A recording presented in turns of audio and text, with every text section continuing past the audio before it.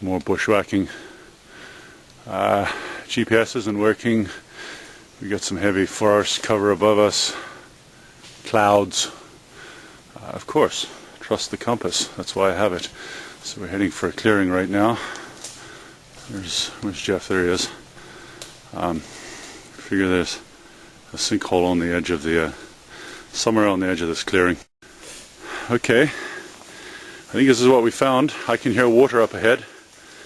Let's follow and check this out. Oh, look at this. Dude. Watch your language, be careful, we're on video.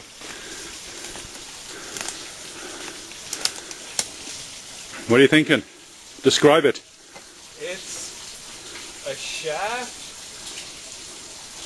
I'd say about 20 feet down. Definitely need a ladder. Here's the payback. As they say, 90 to 95% of Ontario's caves are within 100 feet of a road. Well, we're doing our best to break that cycle. Bushwhacking pays. Look at this. Down, down, down. Hard to tell with the perspective, but that's quite a drop. A bit of even an echo coming up. Very hollow sound down there. We're going to do some investigation here. This is definitely something requiring of the cave ladder. I don't know. I've got to find a way to get closer without falling down the thing. But wow. This is a significant... Dude, hold on. Watch out, man. That rock's going. Oh, maybe not. Hey, don't fall down the hole, buddy.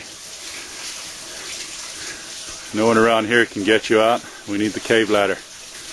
I'm not going down that on the cave ladder. I am. What are you seeing there, Jeff?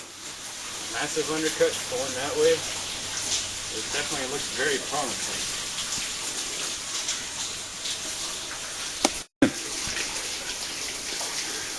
There's a big round loose glacial boulder sitting on the end. Again, you can see this is obviously a joint that's been widened out. What we're gonna do, we're gonna follow along this whole area here, see what else we can find. Unreal. I think we found another one. You see, it's just dropping very drastically.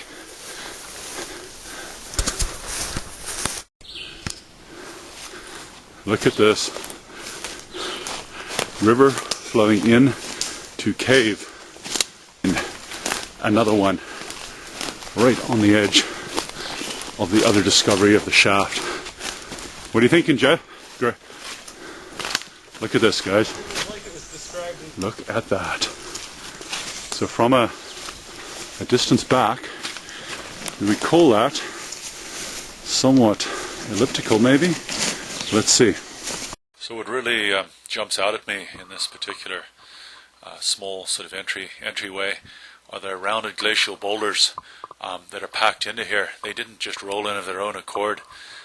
They must have been washed in by something from the past, which would also suggest to me this must have existed definitely back during the time of the glaciers. Otherwise, how would have the boulders rolled in? Obviously under much higher water flow. So, I mean, that's a bit promising in itself. We're inside this sort of entryway to this particular cave. Dude. What do you see?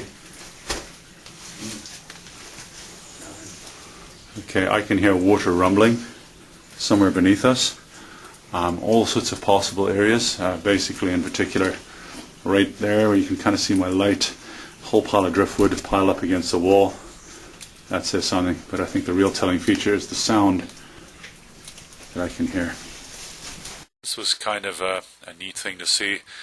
Seeds germinating all over, little spots on the roof hanging down, bunch of crevices in the roof, little avens leading upwards, some cracks actually big enough that they were actually reaching all the way up to the surface.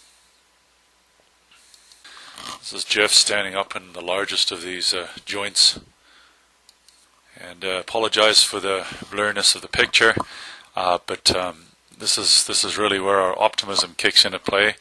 A big heap of driftwood up against the wall. It would seem there's a reason for that driftwood, and that is that the water is obviously sinking into a tunnel beyond the driftwood. So next time we visit, we'll be hacking open this area, digging away all of the debris and seeing what kind of a tunnel we can expose. It could be just that the floor needs digging out. I have a feeling it would be somewhat of a sizable tunnel based upon the glacial boulders, the quantity of glacial boulders that have been washed into this particular cavity.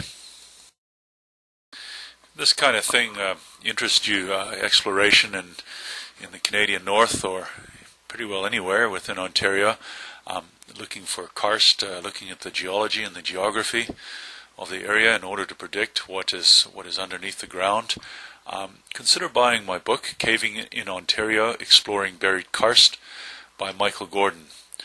You can check out my website at www.rockwatching.wordpress.com, and there would be a link where you can access the site known as Lulu, where you could purchase a copy of my book.